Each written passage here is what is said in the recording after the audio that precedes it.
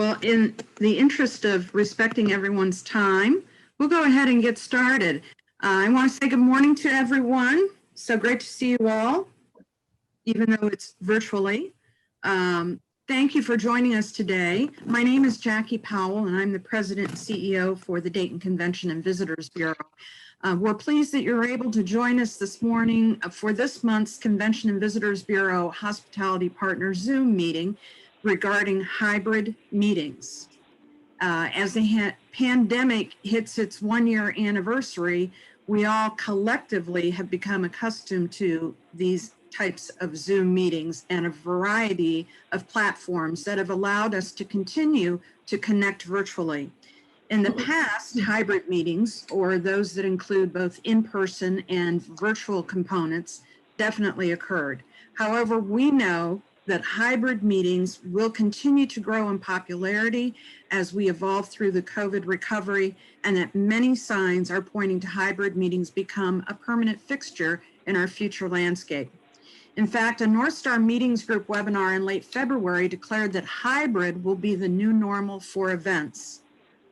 North Star Meetings Group editor Michael Shapiro and industry experts expressed confidence that face-to-face events would return with strength, but they also emphasized that the pandemic had spotlighted the fundamental need for planners and host venues to evolve their approach to include hybrid meetings. With all of this in mind, the Dayton Convention and Visitors Bureau wanted to bring together today, first of all, you, our hospitality partner hotels, meeting venues, and attractions, to a local hybrid technology event planner, Marquis, and two local meeting planners. And we would like for them to discuss with us hosting hybrid meetings in Dayton and Montgomery County and what the present situation and future looks like. And with that, I'm going to turn things over to Bev Rose, our Director of Marketing and Strategic Planning. Bev? Thank you, Jackie. And thanks everyone for joining us. We certainly appreciate and value your time and want to be conscientious of that and strive to keep this meeting to an hour long. Unless you're the speaker, you are muted. However, we really value your engagement. Any questions you have, please enter them in the chat box. We'll try to respond to them as we go along and/or at the end of the meeting, cover all of them when we open things up for discussion. Also, just so you know, we will be making a recording of this Zoom meeting and we will send a link to it to you tomorrow in an email. And with that, it is my pleasure today to thank and introduce our panelists, Ro Wright and Cliff Watkins from Marquis AB, Staging and Rental, and our meeting planners, Fran Rickenbach and Laurie Sims. So thank you so much for joining us. I'd first like to welcome Ro Wright and Cliff Watkins from Marquis. And while there is an abundance of technology solutions for hybrid meetings that's out there right now, Marquis definitely has a strong local reputation and presence in Dayton and has worked with most of our area hospitality partners in terms of hotels and meeting venues.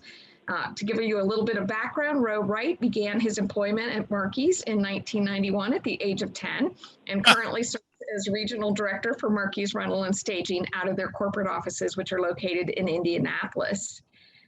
Ro also closely works with the Marquis Bloomington, Indiana and Dayton, Ohio offices. And among other duties, he represents Marquis in local, regional, and national organizations. He's spent the last 20 years actively involved in a variety of industry and community organizations and currently is a member of MPI and PCMA. And many of you recognize and have worked with Cliff Watkins, Marquis Sales and Operation Manager based in Dayton. Cliff is a native to Dayton and has worked with Marquis for over 15 years and with ABN Technology for 20 plus years.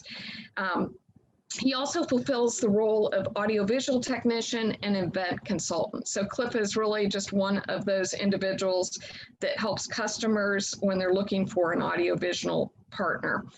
He has a long relationship with many local organizations such as the University of Dayton, the Marriott at the University of Dayton, the Crown Plaza, Dayton Live, the Dayton Convention Center, Kettering Health Network, and Wright-Patterson Air Force Base, just to name a few. And with that, I will turn it over to Ro and Cliff. Thank you. Thank you, Bev. And thank you, Jacqueline, and the rest of Dayton CVB for inviting us here today. So we're here today to share our knowledge on the ever-changing world of the hybrid meetings. We'll start by going over some basic information some of you might know, but maybe not. Hopefully we'll be able to share some new ideas with you. Then we'll be looking at some more robust solutions that we have available to you and your clients for your AV partners that maybe have a bigger vision and or a budget to meet that, because it is obviously all about budget as we move forward on these things. But before we do that, I wanted Cliff to share a little bit more brief detail on our Dayton footprint and what we look like in the market. Cliff? Okay, thank you, Ro and Beth. Yeah, COVID, our Dayton office employed 10 full-time technicians. Our warehouse of 78 feet, we're located about 78 square feet, sorry. We're located about 10 minutes out of downtown Dayton. Currently, we are in-house at 2 locations downtown. We collaborate with many of the local colleges, universities, and many of the local hospital networks. Because of COVID, our streaming services has increased. Last year, we provided over 10 hybrid meetings across the Miami Valley, which is definitely an increase from the previous years. That I believe we were averaging 3 to 4 per year, and it continues to increase. Yeah. Just a little bit more on who we are, just to help you understand that we have the technical knowledge and experience to partner or to consult, a little bit of history. So Markey's did start in 1959 in Indianapolis. Marty Markey, a marvelous lady, started a 16 millimeter rental company. So a little bit of technology evolution over that time period. Like most successful companies, we've grown over that time. In 2007 was a huge change for us, where the Markey family sold Markey's Rental and Staging to the employees. So we are now 100% owned ESOP company, which is fabulous for our employees. Currently, we're in 9 states and Washington, D.C. We have 37 locations in those states. We have 9 regional offices, 25 hotels, and 3 convention centers. So we love Dayton, and Dayton's one of my favorite places to visit, but we also have a robust presence and robust experience in other areas. In the past 13 months, like all of you, we've evolved and changed. Prior to this, Markey's was a live event company. That's what we live for. And so as our hotel partners and our facility partners understand, live events disappeared in 20, excuse me. And so we had to adjust, and we adjust very well and very quickly. And our technicians since that time have been able to produce over 6,000 Zoom meetings, 1,000 Zoom webinars. And we did something we'd never done before. We started building out custom websites. So since that time, we did over 25 custom websites. And we'll get into those a little bit later, but some of them are single page websites for award shows, and some of them are multi-page websites for 2-day conferences. But those are some of the services that we have honed and have available to you in the Dayton market. So hybrid meetings, as everybody has said and everybody reads in the national papers, they're here to stay. Most of us read the same articles in MPI or PCMA or North Star meeting groups, as they mentioned. In the past 12 months, most of us have got comfortable with Zoom. So some of our clients are comfortable with Zoom, and if that's what they're looking to do, then that's great. As Jacqueline mentioned, I want to talk a little bit defining some words. So hybrid and virtual. What we're mainly concentrating on today is the hybrid, where you have live audience and a virtual audience. We're excited to get people back in the hotels, back into the convention centers, but we understand that not everybody's going to feel comfortable coming back, and so we're going to have that that hybrid aspect moving forward. One of the things that you'll run into is a comfort level with different platforms. There's a variety of platforms out there: Zoom, GoToMeeting, Teams. And so that'll be one of the first questions you'll want to talk to your client about when they come to you, and say, we want to do a hybrid meeting, is what is the platforms they've worked with, and do they have their own, or can we supply one for you? Another key, a huge key to a successful hybrid, is internet access. You can do all the planning and all the hard work, but if your facility doesn't have a internet dedicated hard line, then it's not going to work. What we recommend, again, is a hard line, and it needs to be 10 megabit up and down. And if you don't know what that is, talk to your IT people. But that is the amount of speed, or how quickly the information goes back and forth. Some people will say it's okay to do wireless. We advise not to do that. Ideally, you want something that's dedicated. You don't want other people on it. You want a hard wire, which makes it secure. And again, to reiterate, that is the key. You can do all the front work you want, have all the right equipment and your speakers and your trainers. But if that pipeline is not able to go out to your 200 virtual employees or attendees, excuse me, then that is something that is a challenge. And so that's something that you have to do on the front end. So you need to talk to your facility vendor, find out who the third party vendor is, because it's another company that's supplying the internet, and make sure that they have a good system. And the other thing is, we always recommend you do the test the day before. You want to test that line. You don't want to walk in at 8 a.m. for a 10 a.m. meeting and you haven't tested it. That's painful for all of us. I'm sure some of you might have experienced that before. Bev? Yeah.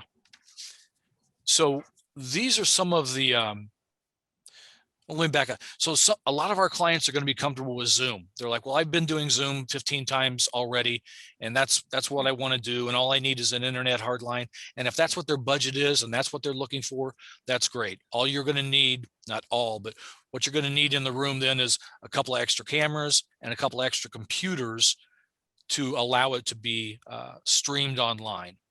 And that's fairly basic. But a lot of our customers, a lot of your customers, hopefully, are looking for something on another level, another step up. And so these are some samples of what Marky's or your partner can provide. We call them graphic overlays. So in the upper left-hand corner, what you see is those are 2 Zoom meetings that our technicians are bringing in, and they've created an overlay. It gives looks a lot more professional, gives the title of the attendees, and then the lower third gives a marketing piece on exactly what the conference is. And so all of these 6 that we're looking at, these are all Zoom meetings with different overlays, and these are different options you can make available to your customer. The second one is a single presenter, and then she's got her PowerPoint being shown at the same time.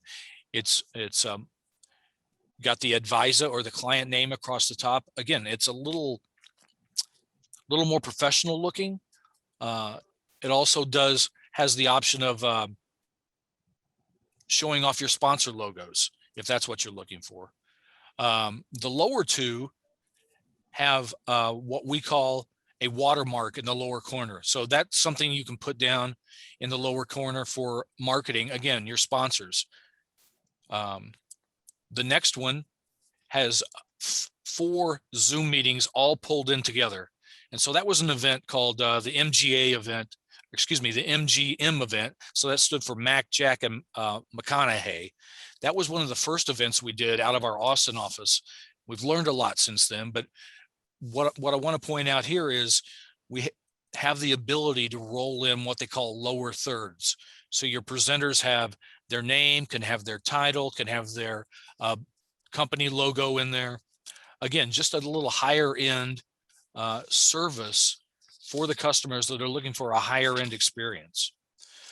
One thing that we need to talk about on if you're wanting to do these higher end events with the overlays, as a lot of you have learned already, in the hybrid world, there's a lot more upfront planning going on. We've experienced that we need 3 to 4 in-depth meetings with the customer to go over different options, to go over different expectations. We'll create some overlays and we'll have meetings with them, and they'll tweak it and they'll say, well, I like this color, but I don't like that color. And so there's a lot more planning going on in the front end to deliver the product that the client's looking for. So a couple of other options that we have, Bev, if you can. So there's again, these are different levels. This is the next step up from a Zoom meeting. If a client wants to have their clients or their attendees go to their own website, on the far left, we can create what we call an embedded feed. And so they can host the event at their own website. And the value of that is if it's an association, the association members already know how to get to that website. And that's where they promote everything. And the feed is just an easy, it could be a Zoom link, or it can be a Vimeo link, which is another streaming service. And that's something easy to do that your vendor or marquees can do for you. Another option that we've done is to create a landing page, which is basically just a single page, but it's customizable. And so we would take your marketing information, your colors, your fonts, what your the look that you're wanting to do, and we can create a single individual landing page, which is separate from your association website. The third one on the right is we found a lot of our clients like this. It's a single page website, and this has generally worked mainly for award shows. So a lot of our customers, a lot of the associations, corporations, universities have their annual award shows where they want to recognize their best and their brightest. And so that option, you can put sponsors on it. You can have a countdown clock on it. Again, it is a location where the attendees will go to view the award website.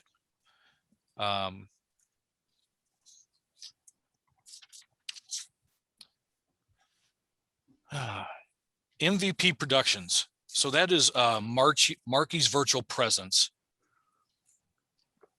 Excuse me. With all the things I've been talking about and the services I've been talking about previously, one of the things we haven't talked about is when you build out those websites or you have multiple speakers coming in, that can be a challenge. One of the services that we've started doing, and our technicians have done a great job of it, is creating what we call back-end virtual technicians. So for these larger events that have maybe 5 presenters that are all calling in from their home or from their office, one of the services that we provide would be what we call a speaker tech check.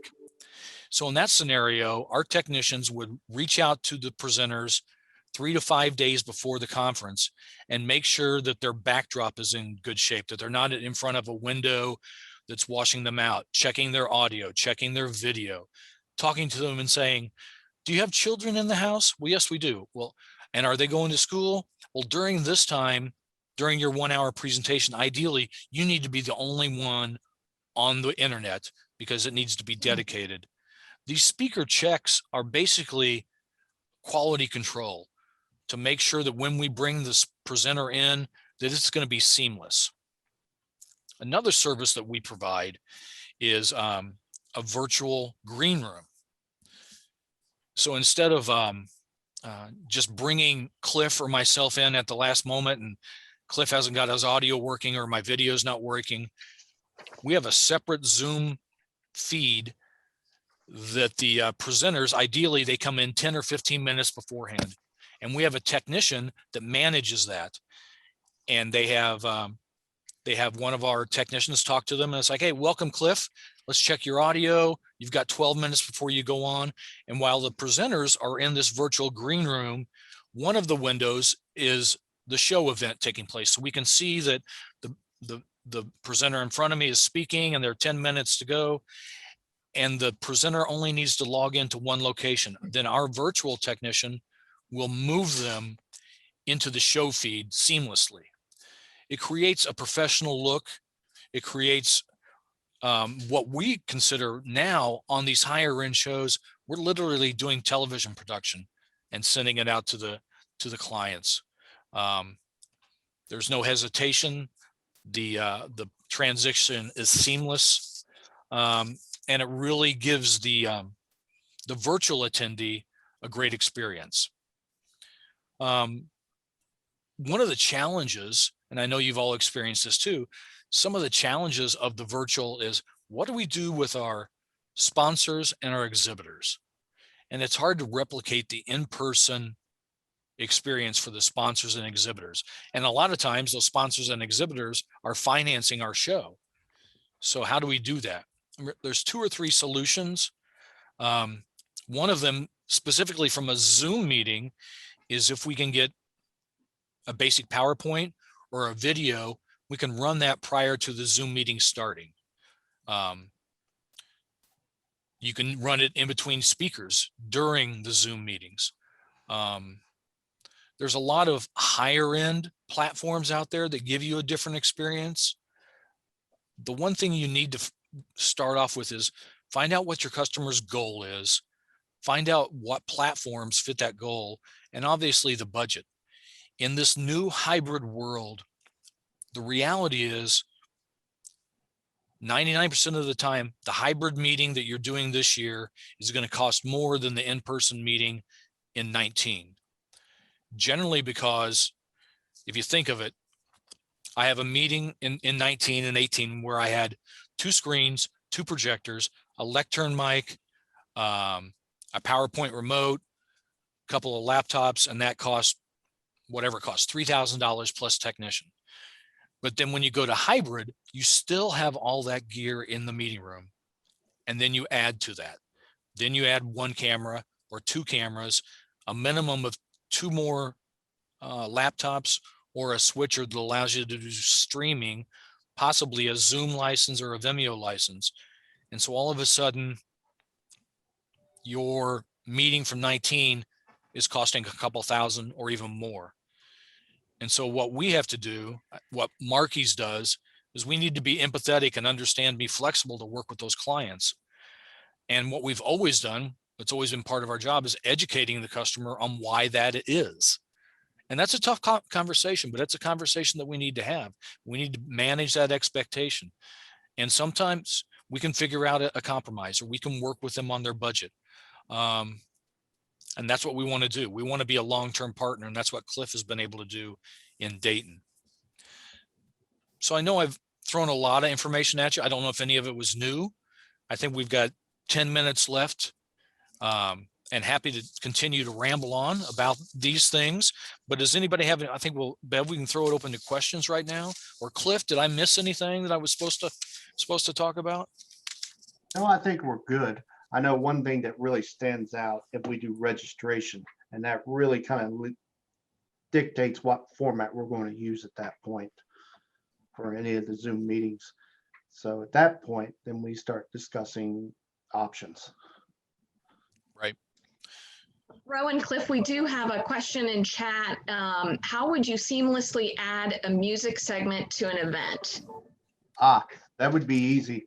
Generally, we'd like to have it pre-recorded, but if we can't, we'll set up, let's say if they're in another room somewhere doing a feed, either we would do connections or do another Zoom meeting and bring it in that way. Great. So, Another question we have is, I'm sorry. No, I'm sorry. No, when Cliff said pre-recorded, and we didn't talk about that at all. Lots of times in these hybrid meetings, a combination of pre-recorded presenters and live presenters is a good option. That way, if something does go wrong with the live feed, which happens because it's internet, if you've got something in the can, for lack of a better term, you can roll that pre-recorded video. And we've been very successful at using a combination of live and pre-recorded presenters. I'm sorry, Bev. Yeah. Another question we have is, can you give some general prices for your services with overlays? No, you can't do that. That's a great question. In the hybrid world, in the virtual world, all of that is labor. And to take a step back, as I said before, we were built to rent equipment. That's what we did for 60 years, live events. And so now the creation of the website, the creation of the overlays are all an hourly rate.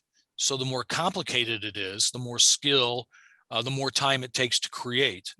I'm not going to throw out, honestly, I'm not going to throw out numbers here online. If you guys want to reach out to Cliff, he can give you numbers of what that is. And the more complicated, a single page build out costs one thing.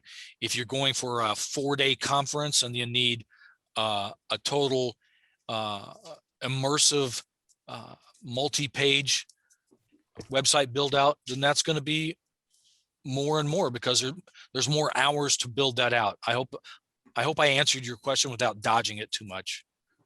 Hey, this is John Morris with Miami Township, and I'm a association director for Associated Builders and Contractors. We've used Markey's for years, and they stepped up for us last year and created a hybrid event, and we're extraordinarily easy to work with and affordable. So I'll throw out that endorsement without letting them know the pricing. Thank you. Thank you, John. Appreciate that. I think another question too, just generally speaking, is how do you, with a hybrid event, treat your in-person attendees as well as your virtual attendees as equal participants? So how do you keep the virtual attendees engaged in a manner that the in-person attendees are engaged? Do you have any examples of that? I think a lot of that would be communication with people in the room versus the person on the Zoom. So we'd have downstage monitors for presenters to see them and talk to as if they were there. I'm sorry, Cliff, go ahead. Yeah, so that really makes them feel like they're in-house. So we did one at one of our hotels where they did the PowerPoint screens, and then they had monitors for Zoom meetings for their CEO to talk to the group. And we had microphones in the room so they could chat back and forth with him like he was there. So, again, that gives you the reputation that he's there. And that's, go ahead, John. Do you guys have any feedback on what the various organizations you're working with are charging for the hybrid model? Are they varying their pricing? And you may not be able to answer this question, but if I've typically done an in-person event and I charge $100 because I'm giving a steak dinner and renting out a space, what do I charge the virtual attendee? Do they pay the same rate, or are they discounted pricing? Yeah, it's all over the board, John, and like everything, it's evolving. Some of them have provide them for free. I know some of the Chamber of Commerce we work with, it's a nominal $10 to $15. And it is stair step. So yeah, in-person costs $100 and virtual costs $55. And then some of them then take it to the next level. And it's like, okay, to attend the virtual, this is what it costs. But if you want to hear all the breakouts, then you've got your basic attendee plus. Or if you just want to attend the general session. Now that's a lot of work, or more work on the association, but yeah, I don't think there's any hard and fast rule. I think each situation is different and everybody is learning by it. I don't think, and I've read some of the stuff I've read, and you've probably read it too, providing it for free does devalue it. There is value in it, and you want to make sure that people appreciate that. And that takes it to the next point. Okay, how do I make it valuable? Well, you've got to make sure that there's knowledge there and there's information there that they want to achieve. To go back to Bev's previous question about virtual attendees, some of the things that our clients have done, and there's a variety of things, that's one of the goals, is how do we get them to feel involved? And that's a challenge. And so one of the things, especially from they've sent out attendee packets in the mail, and some of them that are more social, they've got bottles of wine, and they've got sound makers, or they've got printed programs, and that gets people excited. That helps them feel involved. Another thing that we can do, that people do, they have the chat option The people that are virtual have the option to chat, whether it's generally texting or they do quizzes. And some of those, and again, those things take a lot of work on the front end. But those are some of the solutions that people have came up with. Great, thank you. And I know that our meeting planners will provide insight from that perspective on some of the things that they've done to keep people engaged and how they've handled pricing and those sorts of things. Well, thank you, Ro and Cliff and Marquise. We certainly appreciate all that you do within our local community and beyond. You do have a strong presence and very positive reputation. In addition to bringing Marquise to the table with us today, and by the way, we will be sending out contact information for each of the panelists as we send you the Zoom link tomorrow, so you'll be able to reach out to them with any additional questions you have. But we wanted to bring in some meeting planners to obtain their perspective on events as well. So with that, it gives me great pleasure this morning to welcome Fran Rickenbach and Laurie Sims. Fran started her company, Management Excellence, Inc. in 1984 after working in the association management profession for 8 years. Management Excellence, Inc. provides management expertise and inspiration to 8 full-service clients ranging from state to global membership. Fran has helped to pivot each of these clients to the appropriate virtual meeting format and consulted with other associations as they're trying to understand this new normal. Fran was one of our original members at the Dayton Montgomery County Convention and Visitors Bureau on our board. She served as treasurer, so we thank her for her contributions to us many years ago and as she's continued to help us through the years. She's also served as the chair of the Events Industry Council, which is the premier association for the global events industry. And some of you locally may recognize her because she manages the Dayton Rotary Club weekly meeting as a volunteer to make use of breakout rooms and to continue the valuable networking during their Zoom meetings.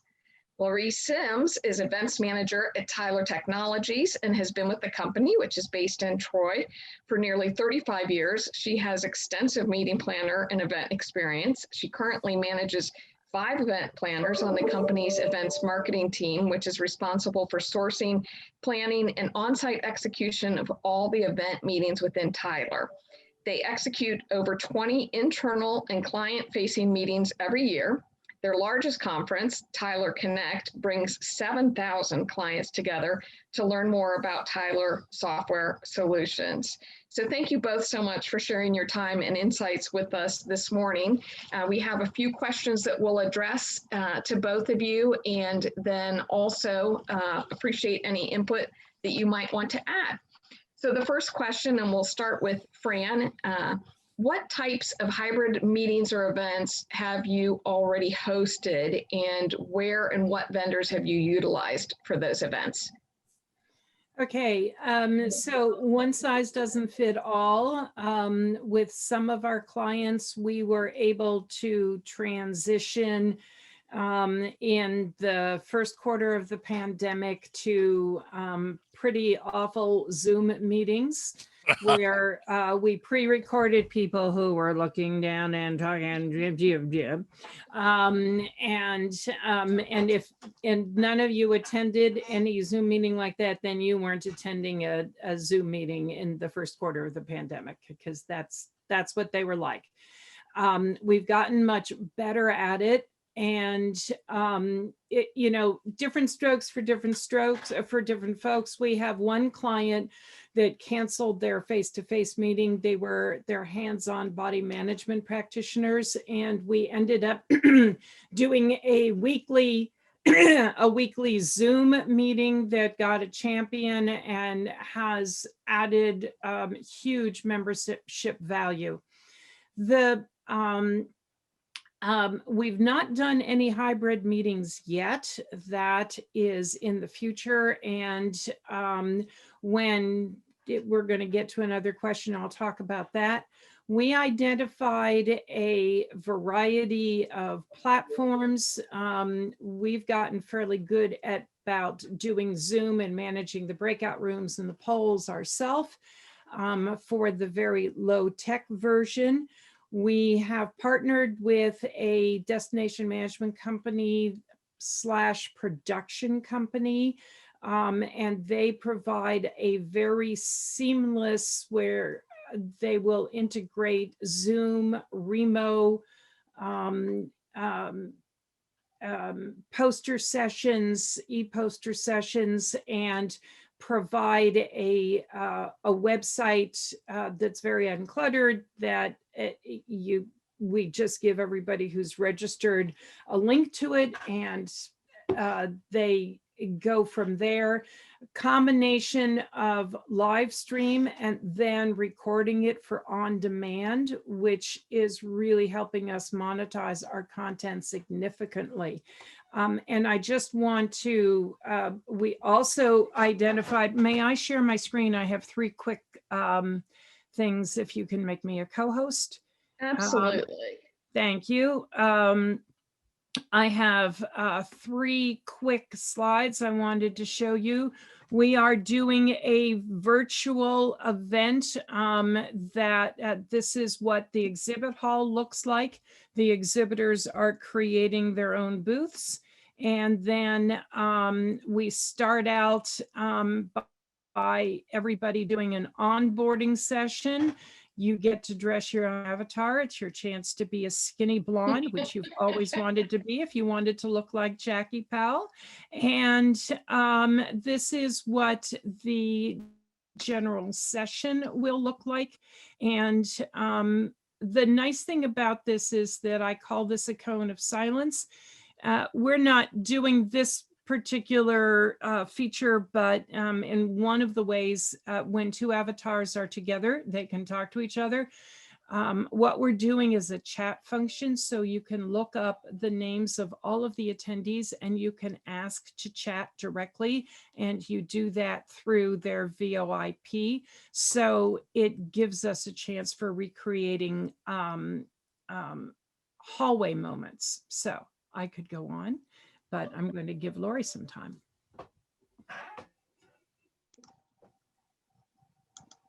Oops.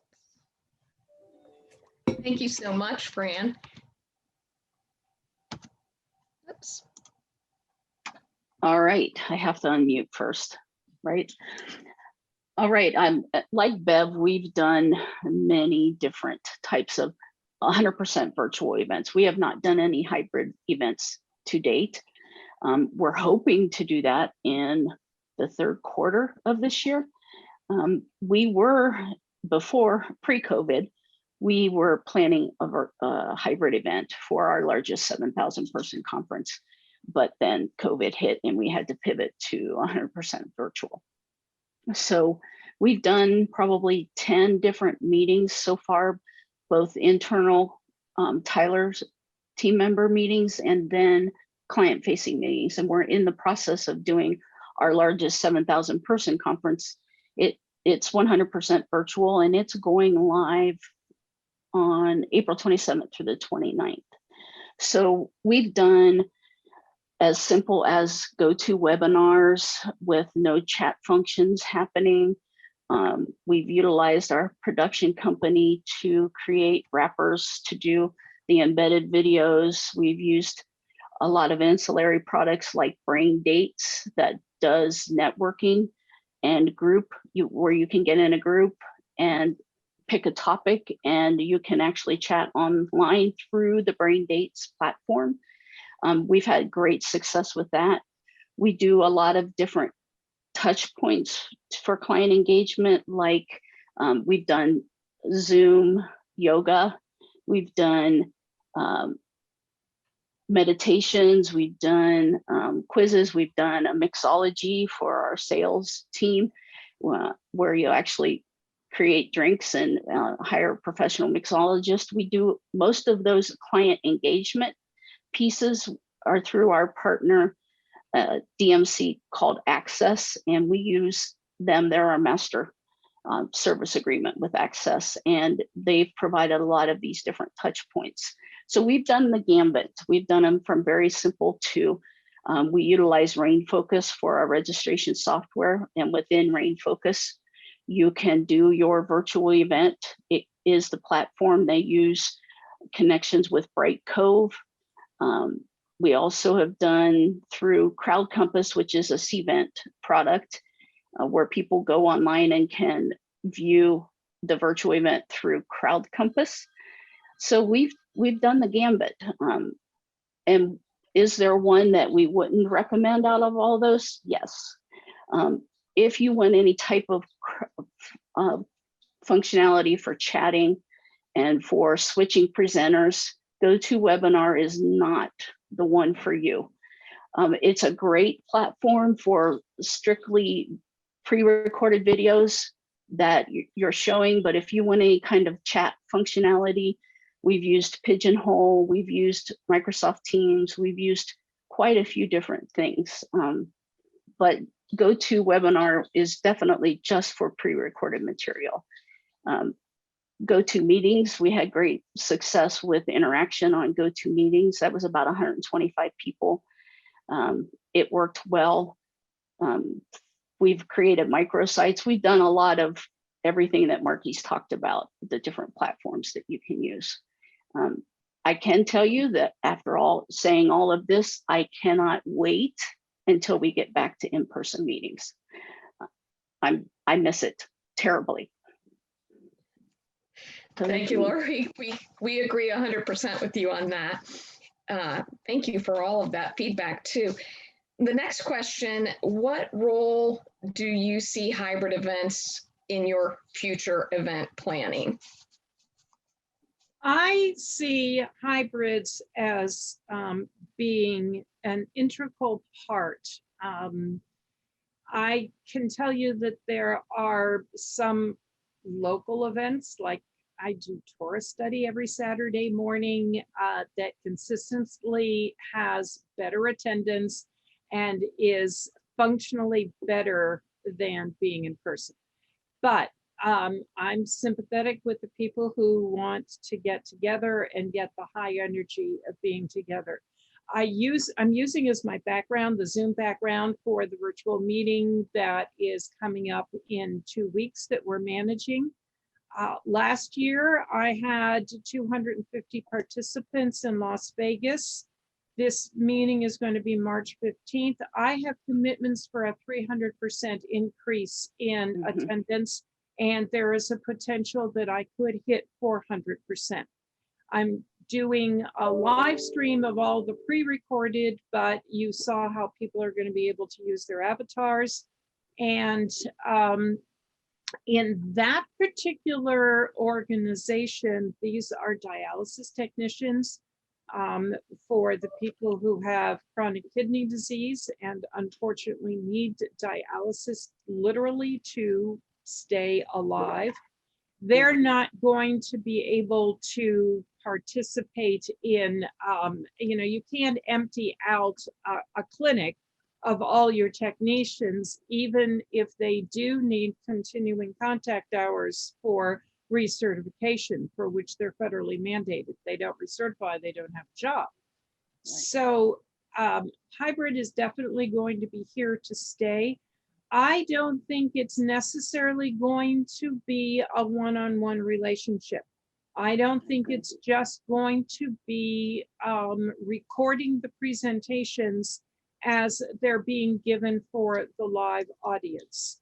I think that that way leads to very disproportionate meetings, and you want to be able to assure that your virtual attendees are getting good value for what they're paying. I don't know, Laurie, but when we first started, we took a look at the costs of the platform cost and equated it with the F&B, AV, room rental, and other miscellaneous expenses, including staff travel. And we had one client that we got, we lowered their registration fee from $400 to $200. We increased attendance by 50%. We were projected to have a revenue over expense of $2,000. We ended up with a revenue over expense of $24,000. and that was in June. And that is part of the success of a virtual meeting. We have this platform where someone can earn all of the contact hours that they need for recertification. After the live, we are going to have it on demand for at least 47 days. And I'm talking to the two largest dialysis providers about making it available to their members or to their technicians who need to recertify. And I can do that at $25 or $30 a person because I'm working with such large numbers. There are 60,000 dialysis technicians. You know, guys, if I get 6,000 technicians at $30 a person, you can do the math. That would make that organization pretty solvent. So my next challenge is going to be designing the right hybrid event for each client. Agreed. I'm right there with you, Fran. I agree on the cost too. I mean, what virtual has allowed us to do is provide more featured speakers, more keynote speakers, because talent. We're having at this 7,000 person conference, we're having an interview with Steve Martin. We couldn't have gotten a hold of Steve Martin for the price that we got him virtually if we were in person. It's opened up a lot of avenues that way. But with those high dollar items, even though they're lower than in person hiring Steve Martin, it still carries a value with it. And it enabled us to lower our registration costs for this large conference, but not for free. Because we provide continuing education credit, we can't do that effectively without charging some money, and we don't want to go in the hole. For our conference is always set at a break-even point because we are the host for our clients to learn more about the software we've written for them. So it isn't about making money for this conference, but it isn't about losing money either. So I see the hybrid staying as well. It's the new normal, right? What is that new normal going to be? I know hybrid is here to stay. I'm with Fran on the recording. The hybrid component as we see it now would be recording those sessions in person that you want to provide virtually after the conference, so you don't take away the value of the in-person conference. So it's a fine line of providing enough value and yet not dampening the in-person event. And let me just jump in there, Laurie. You make a great observation about talent. One of the reasons why this meeting is going so well is I have the chief medical officers, the chief nursing officers, and the chief technical officers in panels on 3 days. I got to tell you, there is no way I could get those people live at our meeting. And, you know, part of the hybrid may honestly be that these people participate in the meeting, each of them on their own screen next year. Right. Good point. I agree. Great and fascinating input, and you know, kind of reiterating a little bit of what Ro had shared earlier, that you know, there's definitely value in the in-person meeting, but you also want to show the value in the virtual aspect afterwards, that it is not something necessarily provided free of charge, whether you're trying to make money for your association or whether you're doing a break-even standpoint like you are at Tyler Tech, but there's value for the attendees in either the in-person or the virtual aspect. The next question is, what do you find helpful or important for hotels or meeting venues that you're sourcing to provide in regards to hosting hybrid events? Are you looking for them to bring some of those technology solutions to you up front, or are you looking to provide those solutions yourself from vendors you've been working with? what is your preference? Laurie, do you want to take that, or is it my turn? Sure, sure. I'll take it really quick and then you can jump in if that's okay. We've most often travel with our production company. We've built that relationship. They know us, they know our program. With that said, when we're sourcing, we do want to make sure that the resort, convention center, hotel, whatever the venue may be, is definitely technologically advanced. It's no more about charging this much for hard wires. It's let's lump a package together for Wi-Fi hardwire, and what can you provide me, not if you can. And as far as the room setups and all of that, I personally have done it many times where I've asked them to set up what they see as a general session room and what kind of production quality they have if they have an in-house AV provider. And if it doesn't meet the standards that we need, then we bring in our own production company. I'm smiling, Laurie, because yeah, I'm going to key on what Marky said. Yeah, you got to have the 10 megabyte download. Yep. I mean, I'm not even going for a hybrid meeting. I'm not even going to consider you. Exactly. If you don't have that. That's number one. Number two, don't nickel and dime me to death. I'll walk away. I really will.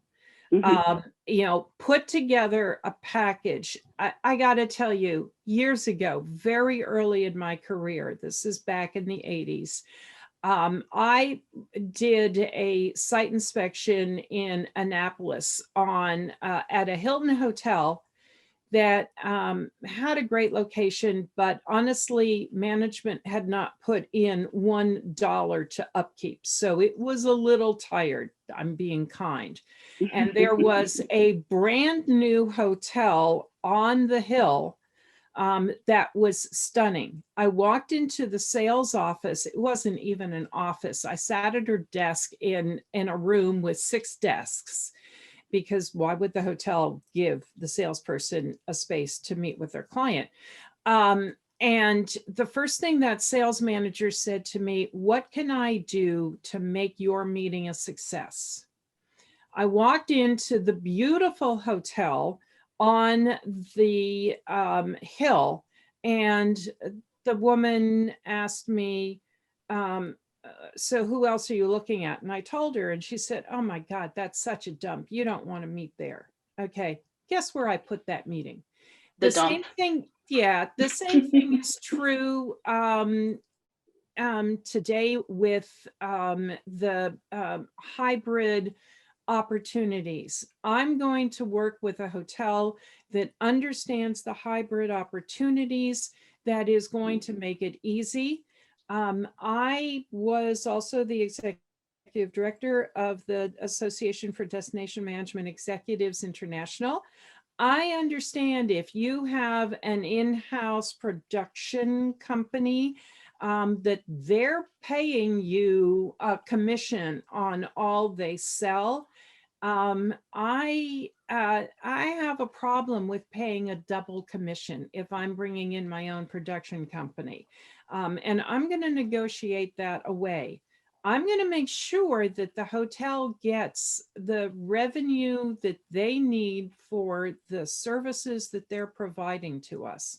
But I don't like heaping service fee after service fee for not much. A long time, well, not a long time, a couple years ago, someone said, we don't have to pay for the toilets in the bathroom. And the hotel wrote back and said, yeah, but the fact of the matter is that plumbing infrastructure has long been paid for. And I understand that we're still paying for the intranet infrastructure, but I just don't want to feel that I'm the one who's paying it for the hotel for the rest of the year.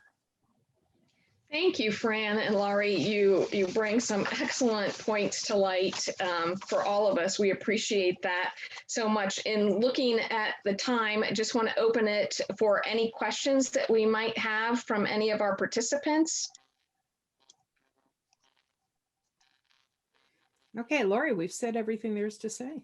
I think you filled everybody with lots of things to think about. Well, again, I want to thank you so much, Ro and Cliff from Markey's, for your information shared today, and Fran and Laurie for your wonderful perspective as meeting planners. We certainly appreciate that. We will be sending out a recording of this Zoom meeting so that you can reference it should you like to do that. We'd also like to encourage everyone to be sure to join us for next month's Zoom meeting. It will be held on Wednesday, April 7th at 10 in the morning, and we'll be featuring updates from Ron Nankervis and Bart Woodley of WGI, as well as an overview of Tourism Ohio's marketing efforts for 2021 from Matt McLaren, the Tourism Ohio director. So thank you so much again. We hope that the luck of the Irish is with all of you during this month of March. And thank you for attending today. And thank you again to our panelists. Thank Thank you. you. Thank you, everyone. Bye, all. Thank you. Great job.